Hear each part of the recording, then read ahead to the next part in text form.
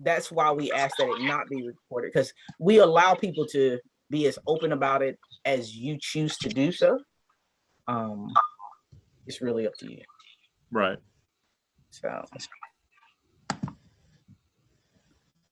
Dr. Lim, I am trying to. Good you evening. must have control. Okay, let me make you the host so you'll have the recording. So when I jump out here more, I am making you the host. Yes. You were fine with it. Oh, when the recording will now come to me. Gotcha. Yep. All right. Yep, it will come to you. Is everybody doing okay? Good to see everybody. Hope things are well. And I was just going to ask tonight what you're doing all your spare time. I know y'all are not busy at all. School business is this easy. It's just like falling off a log backwards. It's so easy right now. And this program hardly ever has anything for you to do. You're going to have to stop that recording if you want us to answer that. Oh, me. Well, my question tonight, as we get into things, is how far off of my estimate of 20 hours a week was I on this, on how long it takes you to do all your work in this program? Is that fairly accurate? Mm-hmm. Yeah, I thought it might be. There's no shortcut to success, though. I'll just tell you that. Now, you folks are not, you really don't have to worry too much about this, as your future is kind of assured if you get through the program, or when you get through the program. You all are going to get through if I have to come and carry you. I'm a big old fella. I can carry two of you at least. So you all going to get through. But Monday night's board meeting in Wake County in Raleigh, 3 of the 6 new APs are from Gardner-Webb, which is about our average. About half of everybody that gets hired in the state now is a Gardner-Webb person. There's a reason why. You people have put the work in. It's not because of us. I just, you know, I just show up sober and clean clothes most days and just hope to get by. It's because of the work that you put in. That's the reason why you get the jobs and why you're successful in those jobs. I've shown you performance data from Gardner-Webb. Not only do our folks get jobs, you are good at your job when you get in it. That's not because of us. Maybe Dr. Tobias and Dr. Barnes, but certainly not because of grumpy old men like me. It's because you put the work in. There's no shortcut to work. I mean, you just got to put it in. You know, I know no other way, to no other path to success other than if you put the work in during this program. I'm going to tell you, if you'll put it in now, when you get your real job, it won't be easier, but it will seem easier, because you're prepared. You know what you're going to have to do. You understand what it takes. And that's the reason why I've joined you tonight. I want to cover the app sale a little bit, and I want to talk about the future a little bit too. So let me go ahead. I think it's 7 o'clock. I'm going to check my phone here. It is. It's 7:01. So in order to stay on time so that I don't take all your time tonight, I want to talk about the app sale. So let me share my screen. Okay, so let's see what we've got here. All right, let's move this out of the way. So when we talk about task 3, the candidate will research best practice, create a literature review, and then an annotated bibliography. So let me cover that piece again. So again, I'm going to use the example of, you know, our problem is reading. Most specifically, it's reading fluency. All right, so we would do a literature review on reading fluency, and what it would tell us is your best path to success is phonics. And then we would do our annotated bibliography on different programs that have seen success in a school that kind of looks like yours, that have used some sort of phonics program. Now, don't get hung up on the word technology. It's not used as an adjective, as most of us think. Technology is a noun. Look at my screen. The application of scientific knowledge for practical purposes. That's what we're talking about. So what we're asking you to do is find something to do academically in your school to address this problem that you haven't used before. That's why we don't want you to use district initiatives, because those have been done before. If you do the same things that you always did, what do you get? You get the same thing you always got. Colloquially, what is that called? All right, this is your first pop quiz of the evening. What is colloquially, what is doing the same thing over and over again known as? Insanity. Theory of insanity. Did you know that that's an actual theory? That a professor at Harvard named Chris Argyris, Dr. Chris Argyris, it's called the double loop theory. It's been around since the 1950s into the 1960s. When I was there, Dr. Argyris, that was in the 90s. He lived to be 99, by the way. He was already a very old gentleman when I knew him, and he was my advisor there.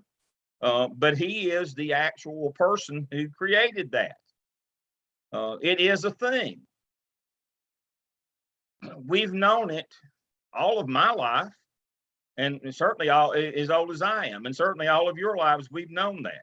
We've known it colloquially as the theory of insanity, but it's a real theoretical framework.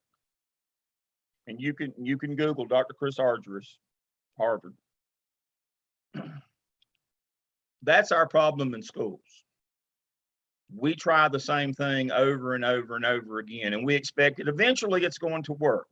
If we'll just do it with more veracity, if we'll do it louder, if we'll do it more and increase, that eventually we'll eventually get it. And so I always use with my doctoral students when we start this concept, as we get into several areas, starting with, especially with probability. I call it the 2-gallon method. I take Wood up on the roof and I make him drink a gallon of water. I throw him off the roof. He hits the ground. I go down, I pick him up, I dust him off. You know, I'm taking him back up on the roof and I make him drink 2 gallons of water this time. I throw him off again.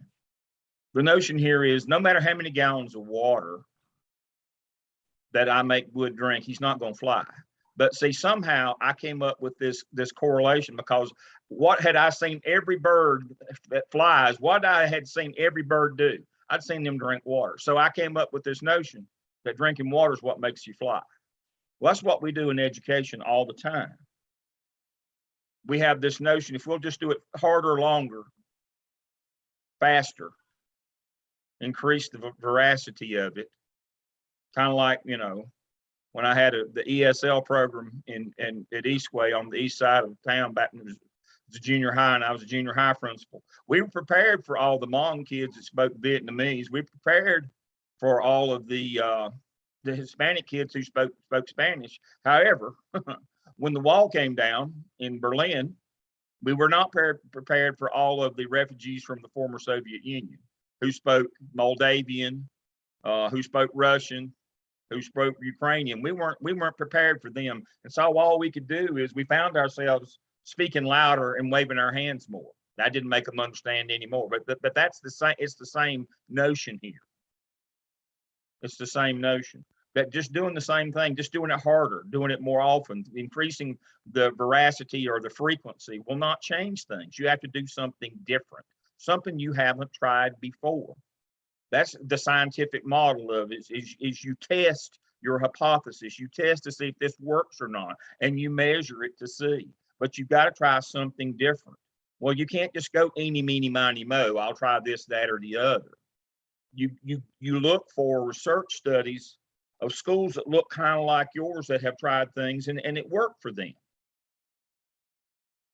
That's what we're talking about when we're talking about a new technology.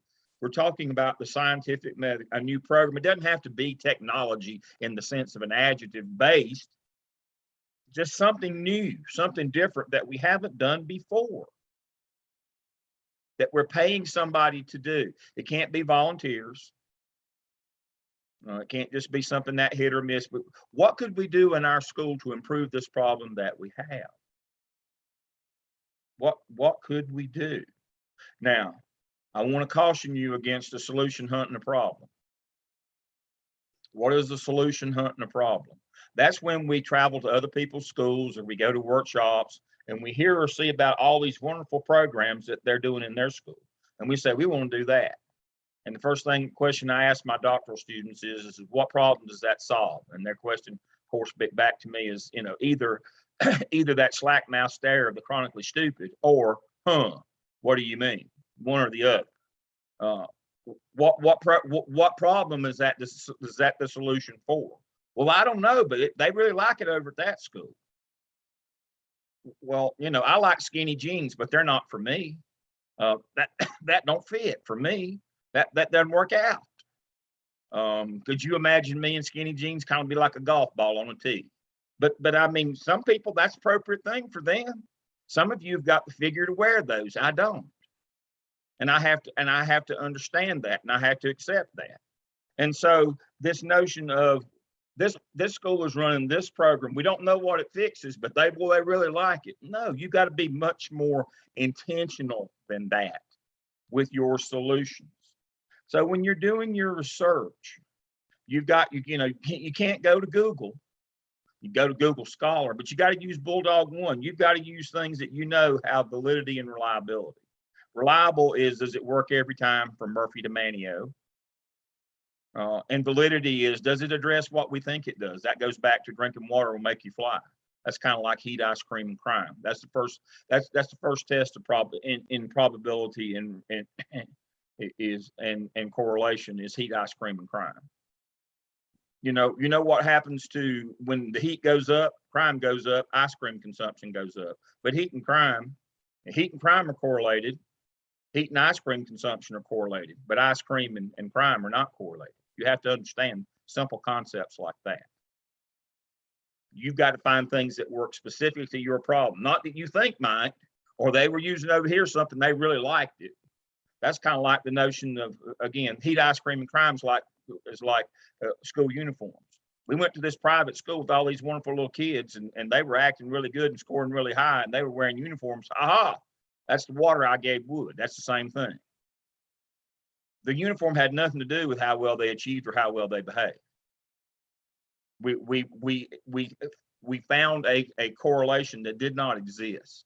That's why we're looking for research studies that tell us we did this and we got that, and that we did this intentionally for this specific problem.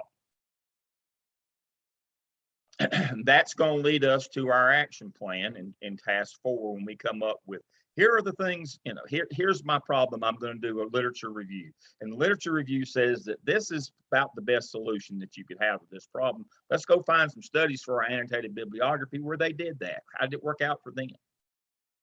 And what we're going to find that the same program worked had varying degrees of efficacy according to the situation, the school, the kids. And so even though they had the same problem, that doesn't mean that the program worked equally well, no matter where they were. That's one of those things we have to understand. But if we give ourselves the best chance of success, we want to find some annotated citations where, a middle school in a fairly rural area that had this population did this and it worked really well for them. That's us. We ought to try that. Again, if you can't wear skinny jeans, don't be trying to wear skinny jeans. You make sure that it fits you and what you're trying to do. All right, so that's task 3. Task 4 is your action plan. I want to make sure that we understand all the different facets of the action plan. Let me share my screen again.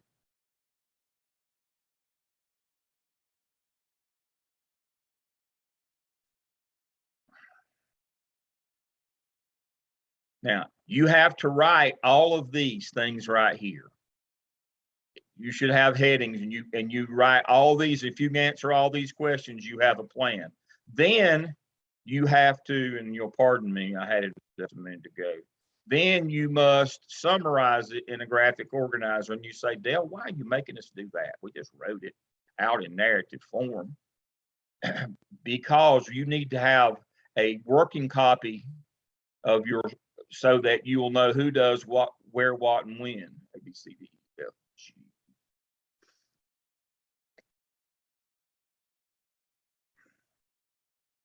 We use this one. This is what we're going to summarize our action plan in. And let me go over each of these. I've done it, but I want to go over this one more time to make sure that we all understand what each of these columns mean. The specific activity is, this is what we're going to do. We're going to do this Hooked on Phonics program because we're addressing reading fluency. We're going to do Hooked on Phonics. Timeline, we're going to start it January 15th. Persons responsible is going to be Wood and Paris. Resources needed, we need this many people and we need this much money to buy it. All right. Here's where we go. Here's where we just completely run off in the ditch. Formative assessment method. For some reason, people think that this is a pre-test and this summative is a post-test. That is not. For the purposes of an action plan, that is not correct. Let me say that again. That is not correct. This is not the pre-test.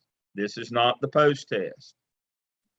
What this is how are we going to assess whether the adults are implementing Hooked on Phonics with fidelity like we told them to in staff development.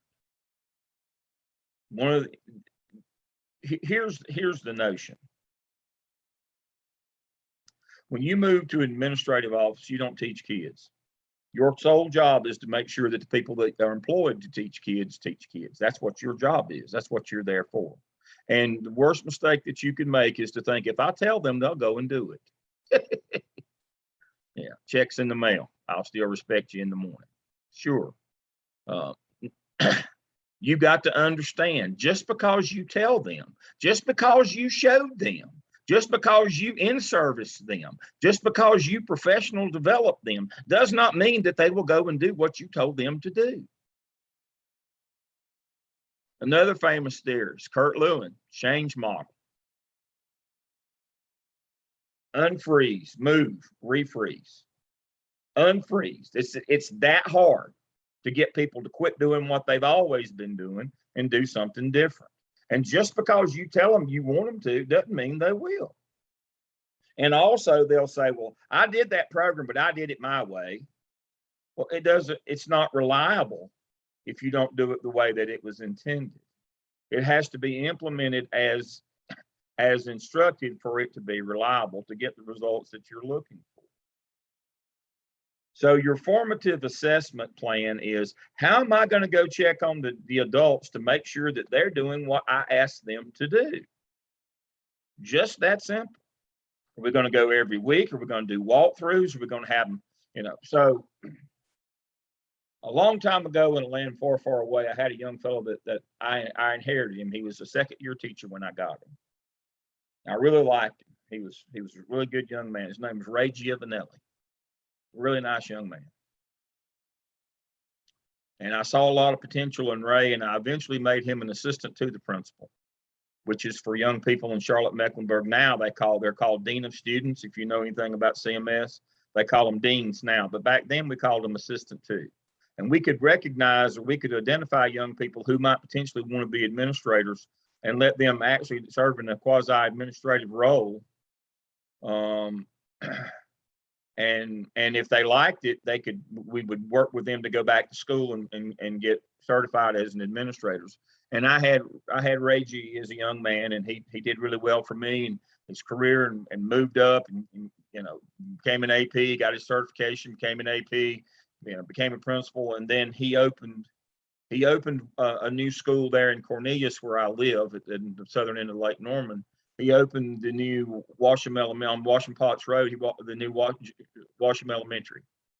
He's since gone on to open up Grand Oaks, and he's doing what he wants to do. He's no longer a young man. Well, he's compared to me, he is, but Ray's probably about retirement age now. But he's done what he wanted to do. He always wanted to be an elementary principal, And he's been an extremely good elementary principal. But in his first principalship there, when he opened up washroom pots, CMS was way ahead of the curve and implemented a RTI, response to intervention for reading, before it was mandated as far as MTSS. Everybody knows those acronyms, I'm hoping. Multi-tier system of support, and one of the canned programs that you use that is a part of that is response to intervention. And so he had done response to intervention. That was one of the things that was brought to Mecklenburg County more than 10 years ago. And so he asked me, he said, we've done this for 2 years now, and our scores haven't improved. I don't know what to do. I don't know what's going on. We spend a lot of money, spend a lot of time. We've got a position dedicated to that. We've got an RTI coordinator, but our reading scores were 80 after the first year. They were 80 after the second year. We've not seen any movement in our reading scores. He said, "Can you come and help me out?" I said, "Be glad to." So I went over there. It took me about 15 minutes to figure it out, and I'm not even the smartest fellow in this conversation. About 15 minutes, because when I went, first thing I did, I went down and I talked to the RTI supervisor, and the first thing I asked her was, how are you sure that they're teaching these scripted lessons, and not just when they regroup and go out to PE that she's not grading papers or giving them worksheets? How are you sure that she's actually teaching those prescripted lessons when we group them based on the things that the areas that they need support in? How are we sure that those lessons are being taught? And the first thing she said is, well, I have them turn in I have them, and she kind of stumbled around, and finally she struck upon the notion that I have them turn in a log at the end of every week. And I said, okay, do you actually go to the rooms and see if they're actually teaching those lessons? Oh, no, I don't have time to do that. And then I told Ray, I said, well, then you don't have time to have an RTI program. Problem's real simple. Teachers aren't teaching those lessons. There is no treatment happening. They're just writing down, yeah, I did it. And then they just go and they're grading papers while they've got the ones held back in and give them some worksheets, and everybody else is out at the out on the playground playing grab ass, and they're just inside doing worksheets. That's real simple. What's going on there? I don't have to stay more than about 15 minutes to figure that one out. And sure enough, Ray got involved, and all of a sudden they went to 84 the next year in their reading. At that year, they went to 84 from 80, which is pretty substantial. 4 points, that's nearly a standard deviation. And the next year they met their goal of 85. They got above 85 the next year. But it was real simple. Just because they were paying, and just because nobody was checking to see if they was teaching those lessons, and they weren't. It was just that simple. And so that's what formative assessment. Summative is at the end of the year, what is our summative assessments going to be? It's whatever test that we have that whether it's end of grade, whether it's M class, I class, in the course, whatever the test is, that's going to be our that's going to tell us whether we met, how we did. And then goal, in that graphic organizer, goal is where we want to eventually be. An indicator of success is how much would we have to improve to show that we had a good year. Back to the example there at JV Washam with Ray, their goal was 85. If they had been at 60, you couldn't say, well, if we don't go from 60 to 85 in 1 year, we've not been successful. No. His goal was 85, and his indicator of success that first year was 82, and then 84, and then obviously 86. It was a 3-year deal. And so after 3 years, we did get to 84 because we didn't make any growth the first 2 years. But by the 4th year, he achieved his goal. But they believed in him enough to hang in there and keep up. But the problem is if you don't show any growth as a principal, something that's that important, I don't know how long folks can stick with you. So you got to get out there and make sure. But again, your goal is where you eventually want to end up. But you can't just jump, again, if you give enough steps, I can get up on the roof, but I can't just get back and get a run and go and get up on the roof. If I can make 3 to 5 points every year, I can eventually, get there. And I can't tell teachers, because we didn't go from 60, percent on grade reading to, we didn't go to all the way to 85 one year. I can't say, well, we weren't successful. If we went from 60 to 65, we had a great year. That's 5 points. That's the whole standard deviation. We had a great year. So that's what that graphic organizer, it tells us who's going to do what, where, when, and why. Because when we get to the end of this program in your last semester, you're going to take all these graphic organizers from every one of your evidences, you're going to put them together, and that's going to become the working copy of your school improvement plan. And that leads me to my last thing of the evening. I see I've got 7 minutes left, 8. Please understand that each of these evidences dovetails into the next evidence. And although you may have things that you want to do right now, you'll eventually get time to do that. The first 3 evidences basically are what goes on inside the room. The first one is an instructional program. The second one is about teacher quality and teacher empowerment and teacher retention and all those things. That's in the second of your evidences. We can't do that in the first one. That's in the second. The third one is about building a master schedule that supports your school improvement plan, along with your school budget, supports your school improvement plan. The fourth of the evidences, the skip, is school and community involvement. And the fifth one, we work on our teacher working condition survey to improve the culture of our school.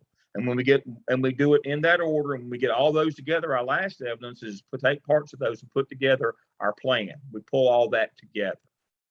But we have to be patient.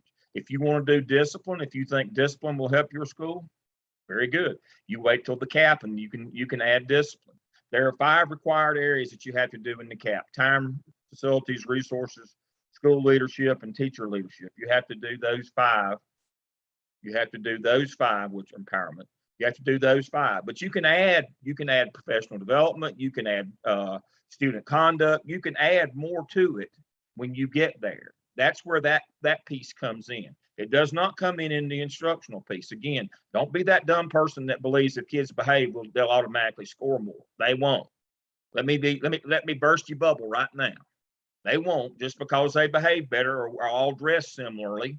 They'll just be dressed similarly, acting poorly. That won't happen.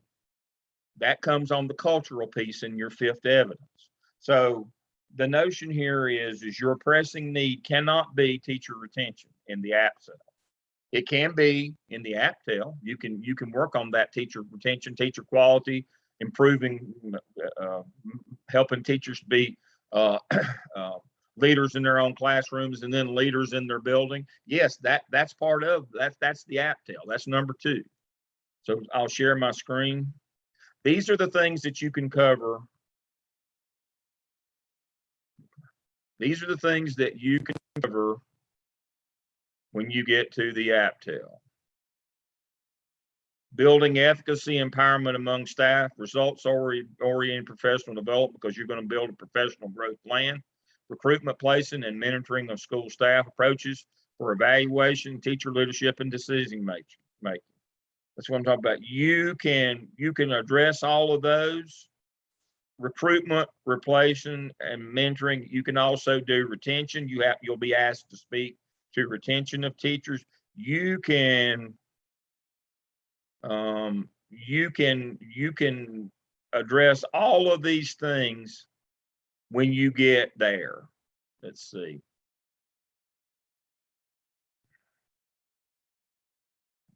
You can do all of that when you get here to the APTEL. And when you get to the OMA, you're going to build a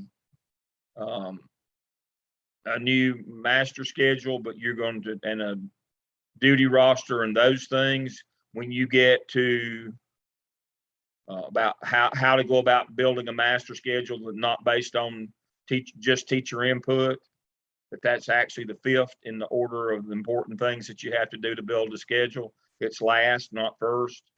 Getting involved, building a marketing plan, which is an action plan to involve parents and community, a plan in a cultural advocacy plan to improve these 5 areas, as I told you: empowerment, which is teacher leadership, school leadership, facilities, resources, and time. And you can add like student conduct and things to those. And so The notion here is this: all of these things fit together.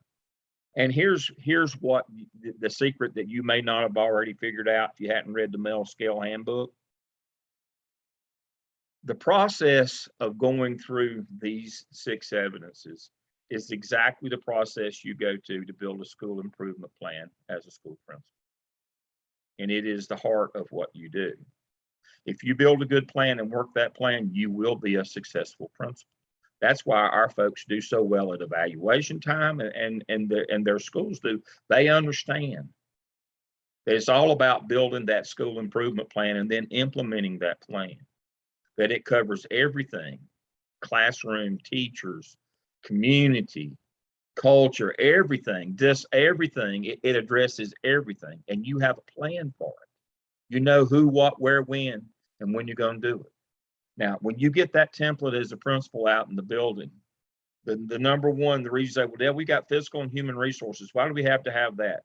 The hard and fast rule on when they send you the template from the central office for your school improvement plan every year, you can't put anything on that plan that you don't have resources in hand to fund. Be the people or money or both. If you don't have resources in hand, it can't go on your plan. Just that simple. Can't be based, we think we might get the money, or we hope we might get the money. Hope's not a plan. There's no place on a plan for hope. That's the number one rule on school improvement plans, that you have to build every year. You have to build it every year. And you have to work that plan. And when they come out at the end of the year, guess what they ask you to do? All right, let's review your plan. What'd you do? How'd it go? Did you implement your plan? Well, no, we didn't do that. We didn't have the money. Well, you know, then it shouldn't have been on your plan if you didn't have the money. And so let me show you that, and I'm going to be done. I've got 1 minute left. Let me share this with you on my way out the door, and I'll let the actual professional work with you here tonight.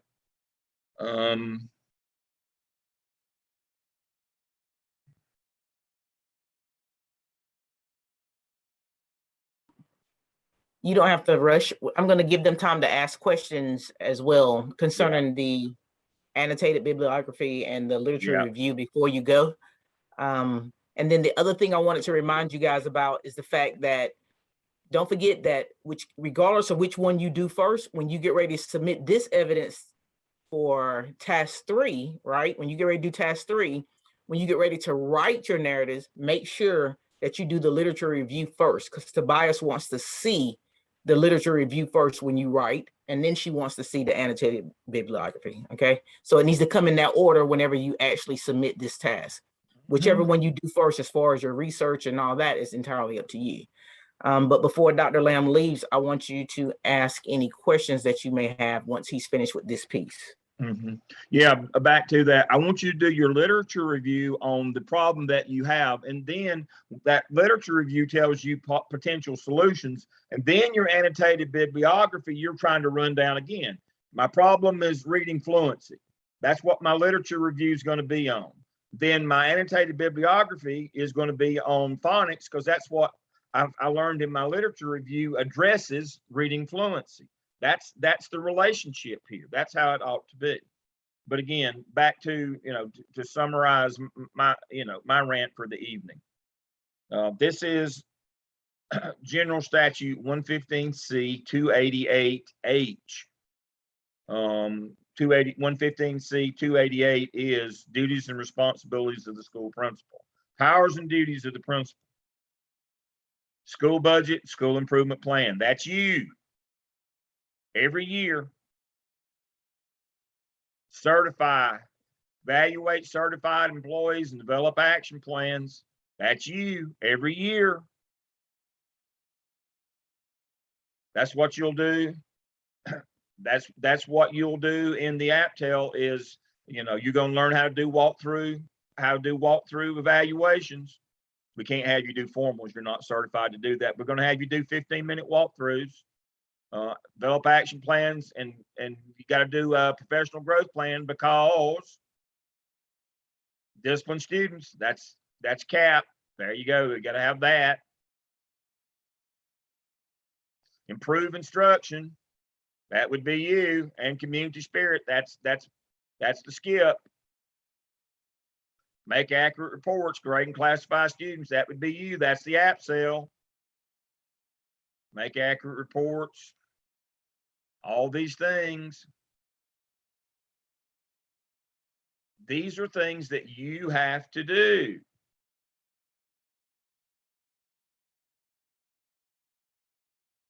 You got to make suggestions to teach for improvement of instruction. That would be your professional growth plan. So we focus on these, and we'll go over this. Trust me, you'll get tired of seeing this in 603. But we go over this in depth. We make sure that you understand that what you're doing actually prepares you for the job that you're going to be facing today. We are not preparing you for the schools that I went to or I administrated in.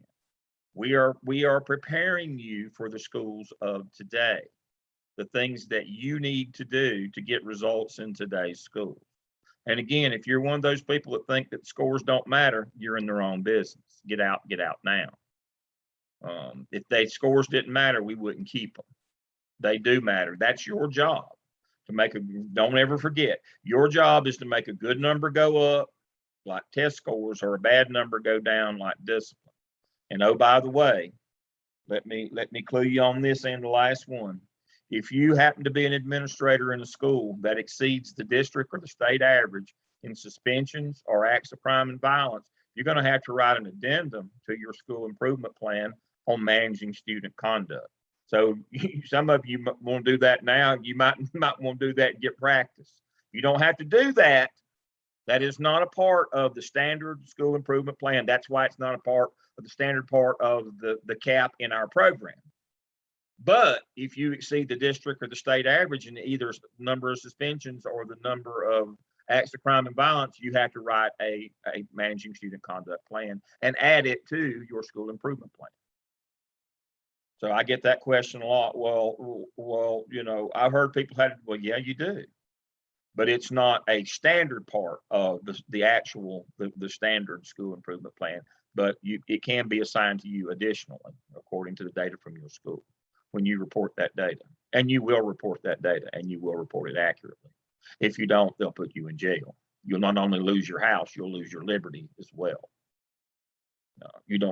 That's what Dr. Barnes does.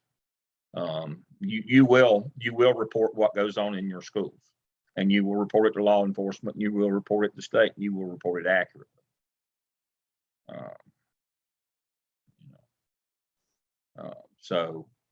But we'll get to that in 603. I'll wear you out on that. It'll be like y'all will be the dog, and I'll be Foghorn Leghorn. You've seen those cartoons where he just wears the dog out on a regular basis? That'll be our relationship in 603. Trust me. It won't go well, but I'll have a lot of laughs. I hope you will. It'll be fun. We'll have a good time. All right, my part is up. As Dr. Barnes said, it's time for questions now on task 3, task 4, task 5 of the app cell, or any questions you have on the evidences to come.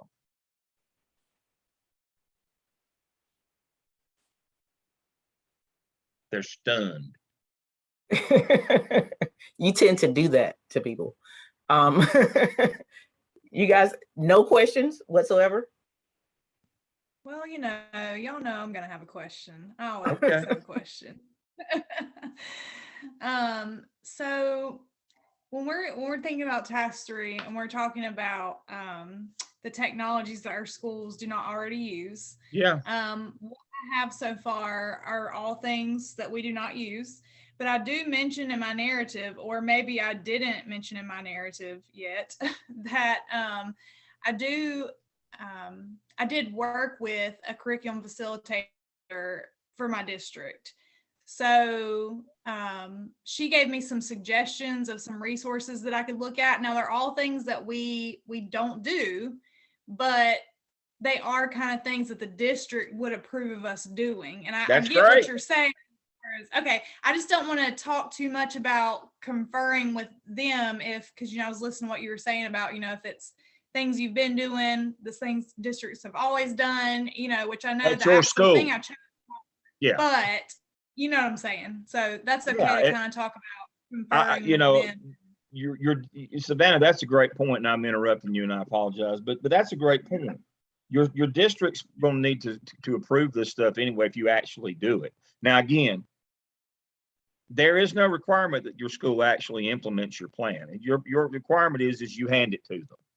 Now, if they decide not to, that's up to them. But it should be something that's actually, that's actually realistic. But Savannah's right. If they're going to do it, the district has to approve it. But when I talk about not a district initiative, what I'm talking about is like reading 3D. Y'all are already doing reading 3D. So that can't be, your solution is we'll do, because your district's already doing that because the state said they would. And if it's something that's a district initiative that your school is already doing, maybe they're doing something over in, Savannah's over in Bessemer City.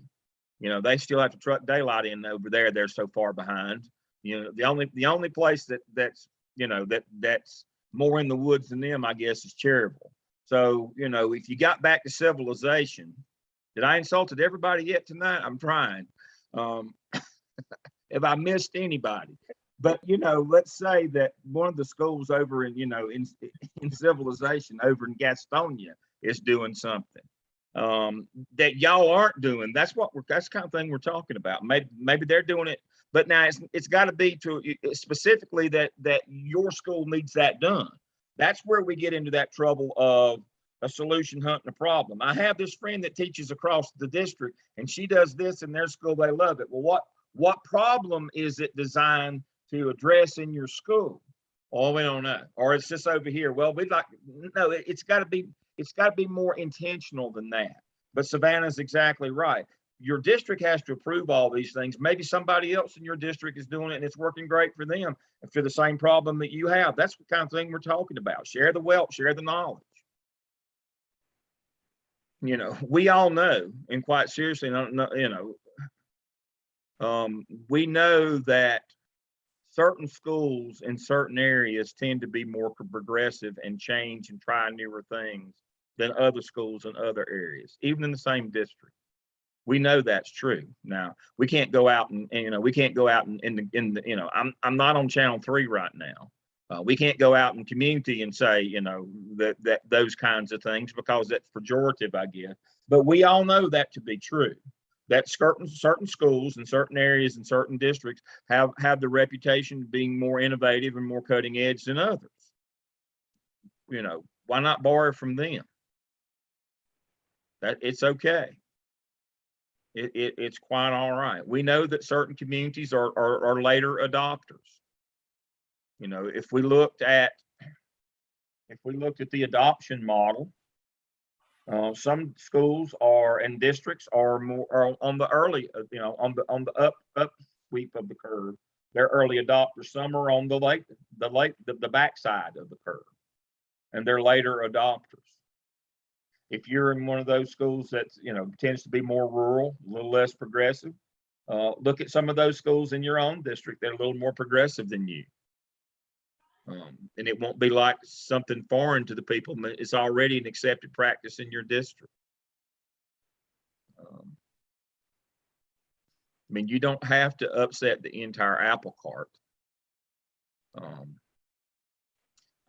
Again, long time ago in a land far, far away, I did a replication of the STAR project. Y'all aren't old enough to remember the STAR project. The most controversial project ever in the history of public education. The entire state of Tennessee decided to get rid of their primary grade teacher assistants and reduce class size to 15 to 1. I did that. I replicated that program in an elementary school.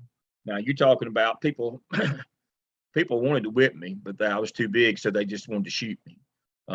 Because it was not a political it was not a political hit. Trust me, it was it wasn't a winner. Because who did I have to let go? Teacher assistants. And what do we know about teacher assistants? They have more political pull than teachers do. They're more connected to the community than teachers are because they are straight political patronage hires. We all know that. And so that was a highly controversial program that I got great results. Was not tempered by the fact that I had to let Miss So-and-so go to do that. They were more interested in making sure Miss So-and-so had a job than that their kids learned anything. And that's the kind of thing that you're going to do. So I'm not telling you that you have to do something that controversial, but something maybe somebody else in your district is doing, or something that we know is an accepted practice. You know, that's what we're looking for here. And that's a great point by Savannah. It doesn't have to be something far-fetched, but it's something that that's not being done in your school now. That could be. That could be. Great question. Perceptive. What other questions might you have? None? So I put together a PowerPoint presentation for you still, and it has a synopsis of kind of what Dr. Lamb went over this evening as well. I'll make sure that gets posted, as well as the video that's recording now. I need to see Angie and Miss Lang Jordan afterwards. So if you don't have any other questions, you sure you don't have any other questions? Don't forget, you can still contact me by email, text, call, still fine. I But do you have are one good to- question. Okay. Ask I'm your sorry. You're I posted my task 2 template into the Dropbox for Dr. Tobias, and I can't retrieve that and put my actual paper in there. Is that something she has to do? Yeah, she'll take care of it. You said you put it in the ATTEL? No, ma'am. I put it in the Dropbox, the one that she has for us after we get cleared by you. Mm-hmm. So task 2, I put the template in there instead of my Okay. actual document. You can go, Daphne, you can go back and just upload. I've got those set up as unlimited, so that Okay. she doesn't have to send it back. You can just go in and upload the next one, and it will cancel the previous one. Okay, I tried to go in and upload another one. It won't give me the option to do that. Let me go in, and so that was in her shell. Let me share my screen right quick. Let me go. Let me see.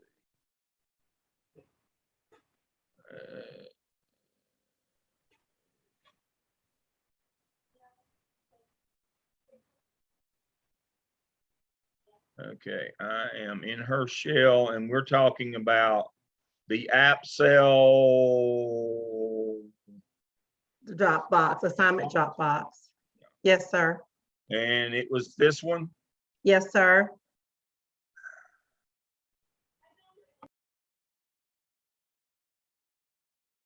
Unlimited attempts, last graded attempt. All right. It won't even give me the segment where I can attach it again. So I will try again. Maybe I'm gonna- Uh-oh. All right. Do you have it up and going right now? I think I do. Let me have to All right. minimize this Share screen. your screen. This is something we all need to see. Share your Okay. screen. And let's go into that assignment Dropbox and see what our problem is. All righty, hold on. Because from time, the reason I've got, this happens all the time. Don't, it's not a big deal, but it happens all the time. Okay, So I set those boxes up so that it will do the last one always. okay. So I'm gonna share my screen here and. Okay, and let me jump back, get out of the way so I can go back over to.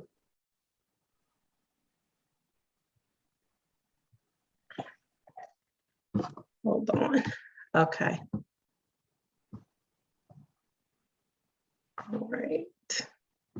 And I'm sorry, because I'm kind of all over the place here Oh, that's fine. You got too many tabs open. all the time. All the things in your platform will work a lot better, especially Blackboard, if you close all your other tabs. That's why Okay. even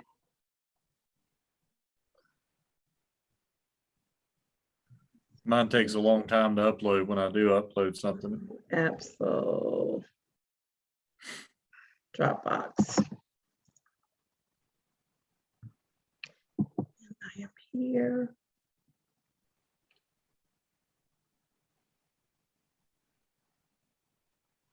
So it goes straight to the one I submitted and it doesn't give me, oh, I guess I can hit start new. That's where I'm missing. Yeah, again, start new. Okay, you go. thank you. Thank you very much. Yeah, so that's great to see that, to see that. So, what it will let you do is start new and you can just go back. Everything we've got set up, I've got everything set up on multiple submissions. Remember, Okay. Blackboard is our sandbox. It doesn't matter. It doesn't count until it does for your scores, your grades. But remember, your evidence work doesn't count until it gets to TaskStream, and TaskStream is definitely not a sandbox. We can't get it wrong,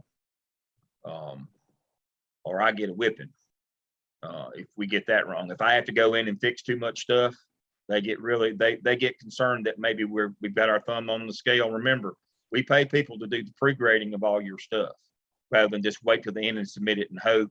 We don't do that. When we submit yours at the end, we already know it's been checked off. You're going to get your license.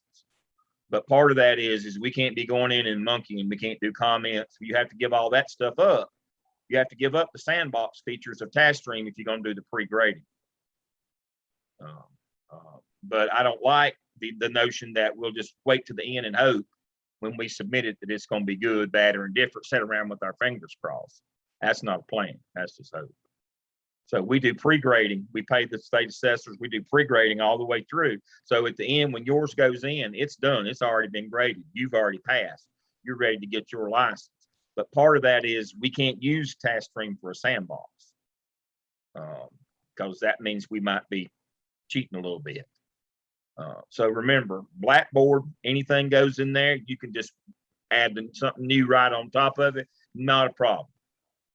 But when something goes into TaskStream to be evaluated, it needs to be right. It is not a sandbox. We can't play in it. That's the only thing. That's the only thing you got to remember. There's never a problem with Blackboard. We can fix any problem with Blackboard.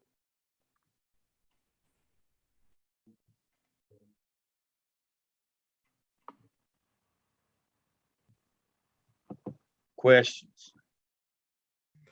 I have a question. Yes. Dr. Barnes, Dr. Lamb, is there any way, maybe I'm the only one, but can you go into a little bit more detail on prompt 2 of task 3 and specifically with our visual representation, what types of graphs need to be included or what should we be doing? Because I know in class on Tuesday, Dr. Tobias told us that we don't necessarily have to meet with our PLC this week, but I know in looking at some of the examples that they go into detail that they met with their PLC, they presented them with that research, and then they completed those visuals as a PLC. So I just want to make sure that I'm understanding how to do that correctly. All right. So what we're talking about here is prompt 2 of the third task. Yeah. What scores? Show us the scores that you made your decision based on. When you did your most pressing need, that's what we're talking about in prompt 2 of task 2. You know, so you were asked to, you know, in prompt 1, you tell us how you went about collecting that data. And in task 2, so what I would do is here's what I would do. Let's see. Alex, where are you in school right now? Holbrook Middle School. Holbrook Middle School. So here's what I would do. I'm going to do the quick and dirty here. So here's what I would do.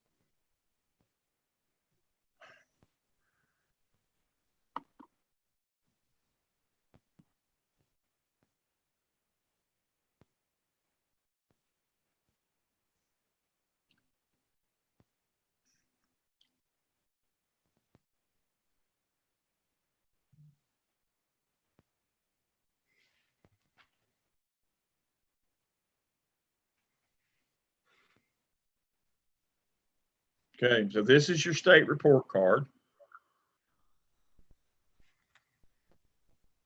It has your average class size, your student enrollment, suspensions. What I was talking about, if you exceed the state rate,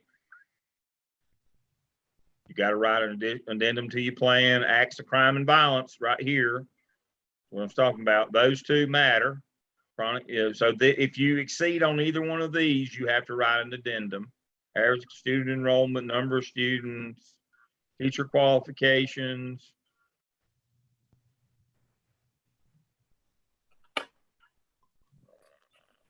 Are we on, is this task 3, prompt 2? This is task 2, prompt 2. Oh, no, sir. I'm sorry if I wasn't clear. I'm talking about task 3, the one we're currently working on. Okay, so I thought you were talking about how you represent your data in prompt 2 of task 2. No, sir. I'm specifically talking about task 3. So prompt 1 Okay, and task. let me go to task. Let me go back to that one. Yeah, I'm sorry if I wasn't clear. That's all right. It's probably me. All right, so what we're talking about is task 3. Yes, sir. We got prompt 1.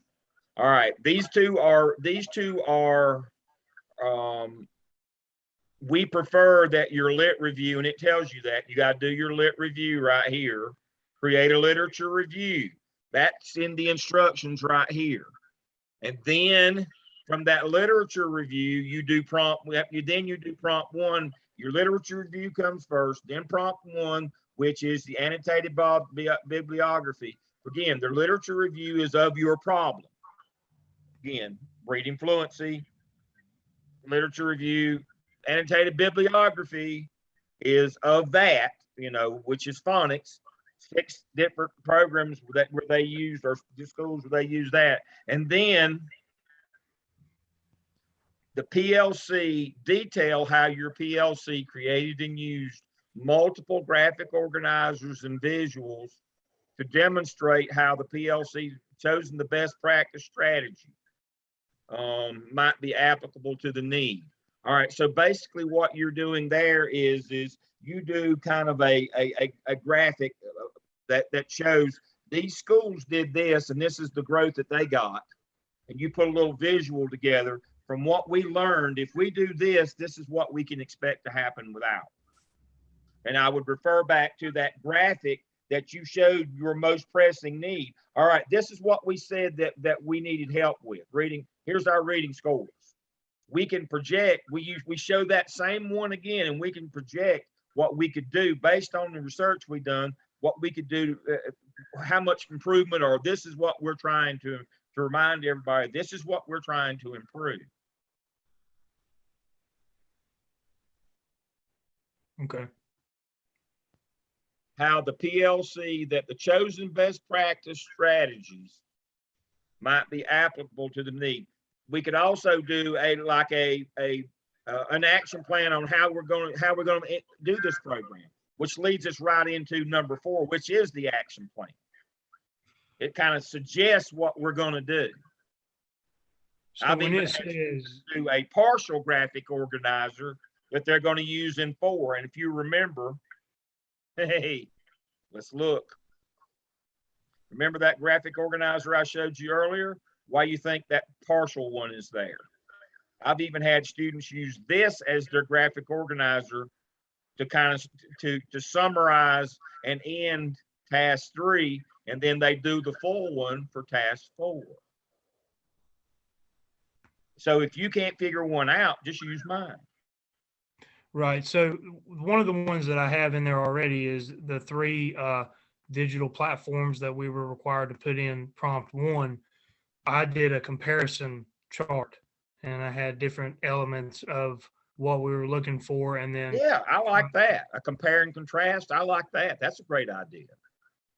okay. And then I noticed on some of the other ones there were like bubble charts of each digital. So okay, I just want to make sure I was going in the right direction. What we're trying to get you to understand is that when you're presenting this stuff as a leader, different people learn different ways. And the hardest way for people to learn is if you just write it out longhand in a narrative. But if you can show them a graphic or a visual, so most everything we ask you to do a graphic or a visual. And that's for different learning styles. That because again, just because we tell teachers doesn't mean that they'll do it or that they'll understand it. That's one of the biggest mistakes that we make is we think, well, we told them, how'd they not know to do that? Or how could they not understand that? We told them. We wrote it out, but that visual, that picture, we're trying to get you to understand that visual, that picture, that graphic organizer that makes sense of things, that puts things in a logical order, that is a visual, that a lot of people learn that way, that whatever it takes for us to get on that path to understanding. And we find that graphics generally do that. Tables, charts, and graphs, figures, as we call them, generally help in that process because, it's rough. Y'all say, boy, he hates teachers. No, I don't hate teachers. But I know who teachers are. I used to be one long time ago. I've been married to one for 37 years. I was old enough to know better when I got married. I've been married to the same one, by the way, for 37 years. And she's a curriculum instruction specialist, but she taught all those years. I have nothing but respect for teachers, but I also know they're people, they're human. A lot of times they don't do what you ask them to do because they didn't know what you asked them to do. We can't just assume because we wrote it down that means anything to them. But if they can see a visual, and again, we refer back to this was our problem that we said we had. This is, this visual will help us understand what we're going to do, maybe how we're going to implement, what we can expect to see. Those kinds of things. You can't go wrong here, Alex. That's the good thing is you can't go wrong. We're just looking for you to be able to what we're looking for here is, can you take things that are an idea, a thought, a narrative, can you turn them into a visual that would help other people to understand them and help you gain clarity as a school administrator? I just told y'all the secret. Dang. I was going to wait till I had you later on, but that's the secret, folks, is if you can communicate to your people what you want. That's the secret. When people ask, I don't tell people outside of Gardner Webb people, that's our secret at Gardner Webb. You notice we have you do visuals of everything. That's our secret. That is our secret. You will not do this other places. And that doesn't mean we're better than them. But this is our secret. We're consistent in this. Everything that we do, we try to have you do a graphic. Something, a figure, something that represents in a way other than just a narrative description. And that's if you learn to do that, you can communicate so much better with your faculties as leaders. You think about how people communicate with you. So that's the notion here. That's another great. Boy, we hadn't had many questions, but the questions have been great tonight. Very insightful. Dr. Tobias and Dr. Barnes, they follow up with me every week and they tell me what a great group y'all are.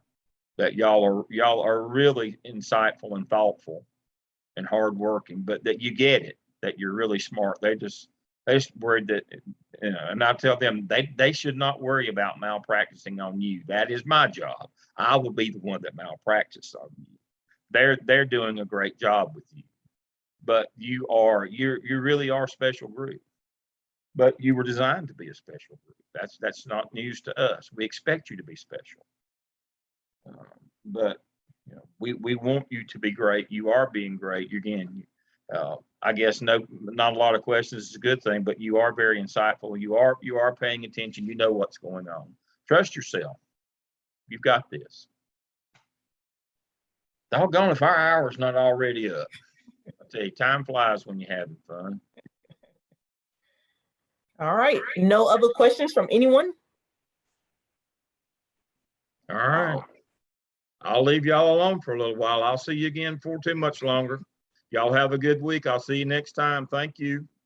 All right. You guys have a good one. Angie, if you and Lang Jordan could stay, I would greatly appreciate it.